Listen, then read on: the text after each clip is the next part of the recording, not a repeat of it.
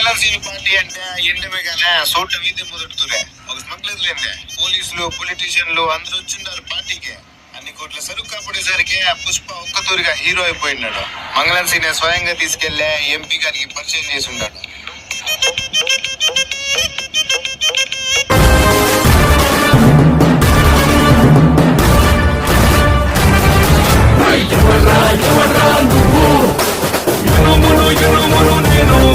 నన్ను కాల్చితే కష్టవుతాను.